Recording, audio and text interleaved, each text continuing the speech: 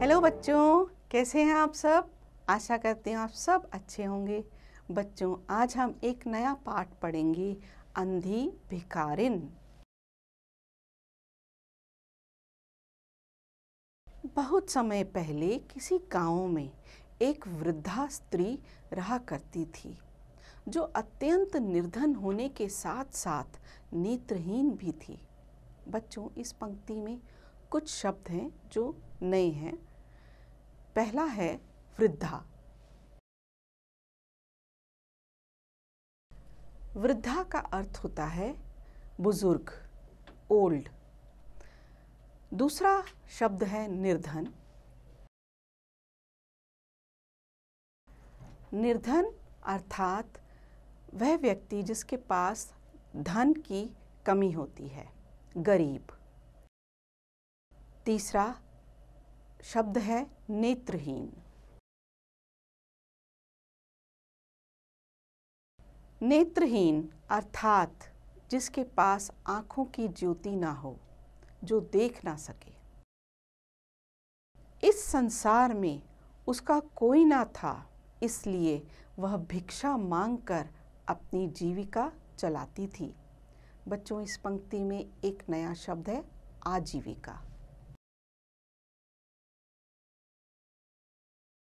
आजीविका यानी अपनी रोज़मर्रा की जो ज़रूरतें हैं, खाना पीना, कपड़े, रहना, इन सब के लिए जो भी आवश्यकता उसे होती थी, उसे वह मांग कर पूरा करती थी।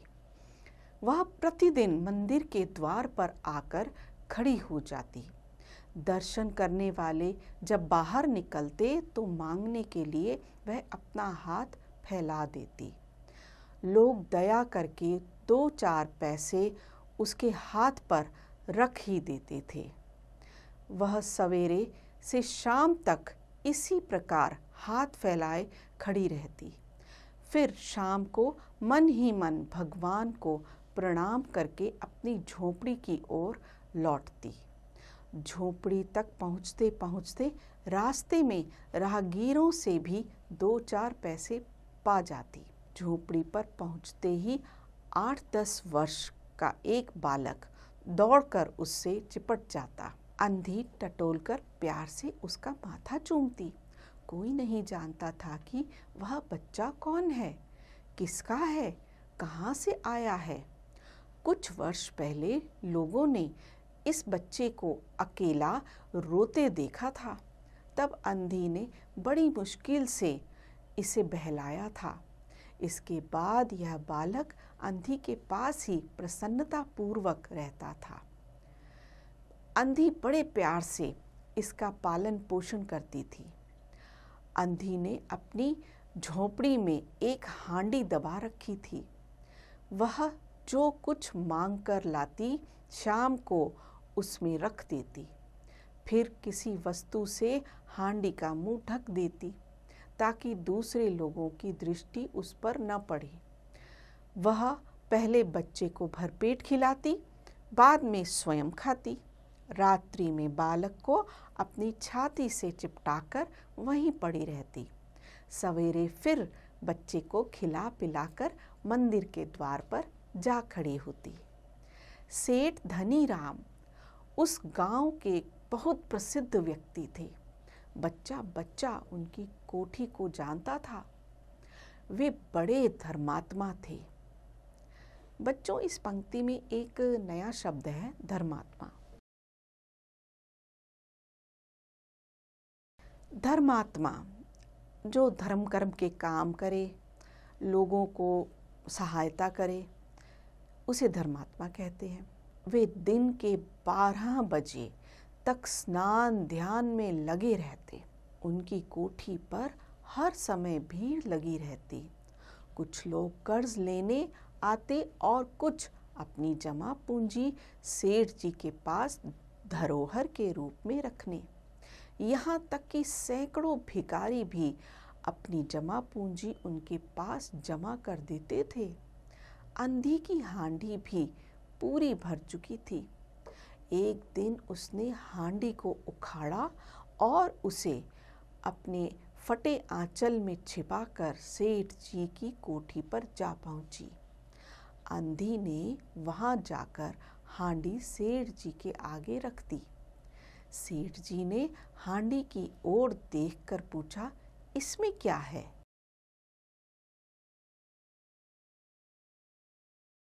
अंधी ने उत्तर दिया, भीख मांगकर 2-4 पैसे इकट्ठे किए हैं।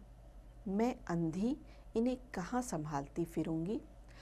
आप इन्हें अपने पास जमा कर लीजिए। सेठ जी अपने मुनीम से बोले, इन्हें बही में जमा कर लो। मुनीम जी ने सब नकदी गिनी और अंधी का नाम पूछकर नकदी उसके नाम जमा कर ली। अंधी अपनी झोंपड़ी में लौट गई। कुछ दिनों बाद अंधी के साथ रहने वाला बच्चा बीमार पड़ गया। अंधी ने झाड़ फूंक व दवा दारू कराई, पर रोग प्रतिदिन बढ़ता ही गया। तब अंधी ने उसका डॉक्टरी इलाज कराने की सोची। बिना रुपयों के इलाज कैसे हो?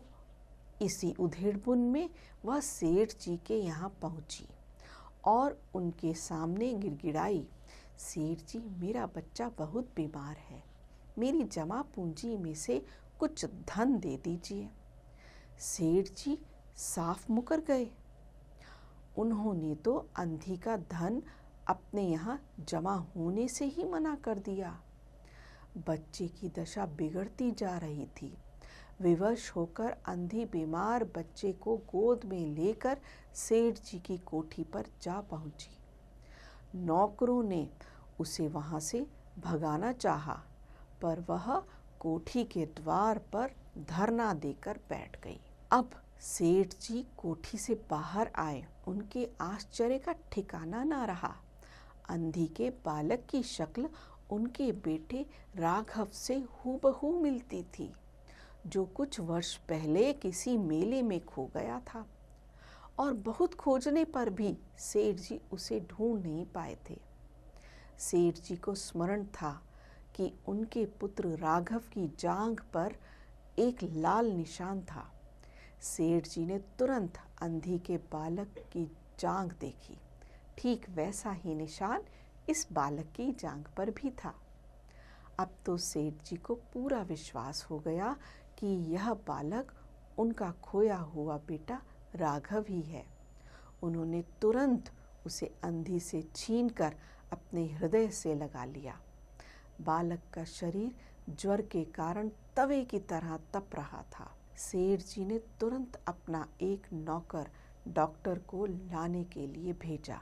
अपने प्राण प्यारे बालक को इस तरह हाथ से जाते देख अंधी तड़प उठी और बोली, सेठ जी, मेरी जमा पूंजी तो तुमने हड़प ही ली, मेरे बच्चे को तो मुझसे मत छीनो। सेठ जी बोले, बच्चा मेरा है, कुछ वर्ष पहले खो गया था, अब मिल गया है, सो इसे कहीं नहीं जाने दूंगा।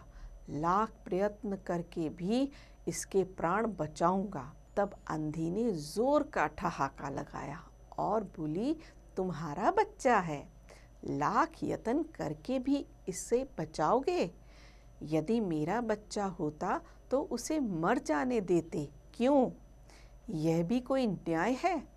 मैंने इतने दिनों तक खून पसीना एक करके इसे पाला है, मैं इसको अपने हाथ से न जाने दूंगी। सेठ जी की दशा विचित्र थी। कुछ करते धरते नहीं बनता था। कुछ देर वहीं खड़े रहे, फिर कोठी के भीतर चले गए। अंधी कुछ देर कोठी के द्वार पर खड़ी रोती रही, फिर विवश होकर अपनी झोंपड़ी की ओर चली गई। दूसरे दिन सवेरे प्रभु की कृपा हुई या दवा ने जादू का सा प्रभाव दिखाया। राघव का ज्वर उतर गया। होश आने पर उसने आंखें खोली तो सर्वप्रथम उसके मुंह से शब्द निकला, माँ। अपने चारों ओर अपरिचित आकृतियां देखकर उसने अपनी आंखें फिर से बंद कर लीं।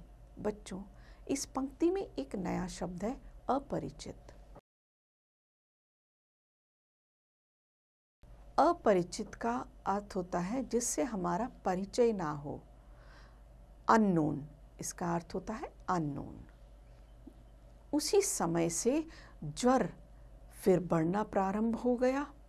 बालक माँ माँ की रट लगा रहा था। डॉक्टरों ने जवाब दे दिया।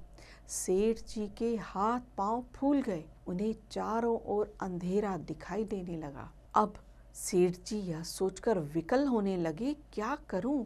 एक ही बच्चा है, इतने दिनों बाद मिला भी तो मौत की चंगुल में फंस गया है, इसे कैसे बचाऊं? अचानक उन्हें अंधी का ध्यान आया।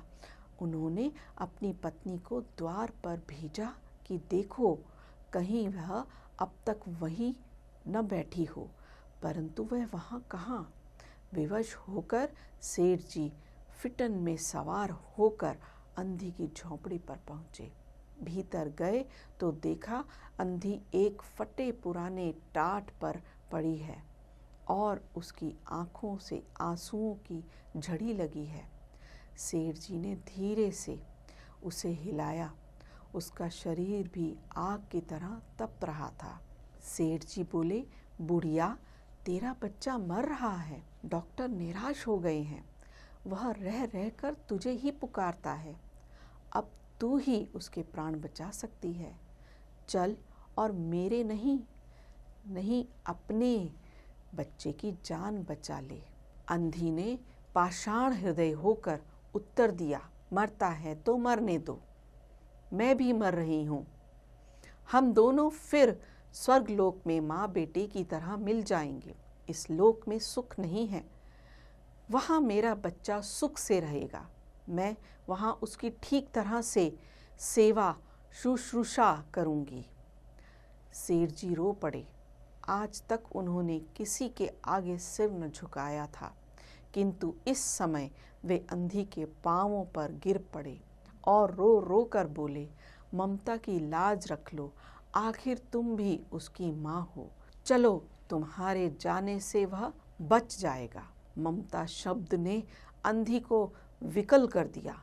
वह तुरंत बोल उठी, अच्छा चलो। सेठ जी सहारा देकर अंधी को बाहर लाए और उसे अपनी फिटन में बैठा दिया। गाड़ी कोठी की ओर दौड़ने लगी। उस समय सेठ जी और अंधी भिखारिन दोनों की एक सी दशा थी। दोनों की यही इच्छा थी कि पल भर में अपने बच्चे के पास पहुंच जाएं। कोठी आ गई। सेठ जी ने सहारा देकर अंधी को उतारा और अंदर ले गए। भीतर जाकर अंधी ने राघव के मस्तक पर हाथ फेरा। उसे छूते ही राघव पहचान गया कि यह उसकी माँ का हाथ है। उसने तुरंत आंखें खोल दी और उसे अपने पास खड़ी देखकर कहा, माँ तुम आ गई? अंधी ने स्नेहपूर्ण स्वर में उत्तर दिया, हाँ बेटा, तुम्हें छोड़कर कहाँ जा सकती हूँ। भिखारिन ने राघव के पलंग के सिरहाने बैठकर उसका सिर अपनी गोद में रख लिया। राघव उसकी गोद में सो गया। दूसरे दिन से राघव की दशा सुधरने लगी और 10-15 दिनों में वह स्वस्थ हो गया। जो काम हकीमों के जोशांदे, वैद्यों की पूड़ियाँ और डॉक्टरों के मिक्सचर न कर सके थे, वह अंधी की स्नेहमयी सेवा ने कर दिया। राघव के पूर्णतया स्वस्थ हो जाने पर अंधी ने सेठ जी से विदा मांगी। सेठ जी ने बहुत कुछ कहा सुना, पर वह वहाँ रहने को सहमत नहीं हुई। विवश होकर उसे विदा करना पड़ा। जब वह जाने लगी तो सेठ जी ने रुपयों की एक थैली उसके हाथों में दी। अंधी ने पूछा, इसमें क्या है? सेठ जी बोले, इसमें तुम्हारी धरोहर है, तुम्हारे रुपए, मेरा वह अपराध। अंधी ने बात काटते हुए कहा, यह रुपए तो मैंने तुम्हारे राघव के लिए जोड़े थे, उसी को दे देना। अंधी ने वह थैली वहीं छोड़ दी और लाठी टेकती हुई अपनी झोंपड़ी की ओर चल पड़ी। बाहर निकलकर उसने उस घर की ओर फिर आंखें उठाईं। उसकी आंखों से आंसू बह रहे थे, किंतु वह भिखारिन होते हुए भी सेठ से महान थी। इस समय सेठ याचक था और वह दाता थी। तो यह थी एक सुंदर पाठ की कहानी। बच्चों, आशा करती हूँ आप सबको पसंद आई होगी। आप इसे स्वयं भी पढ़ें और अभ्यास भी करें।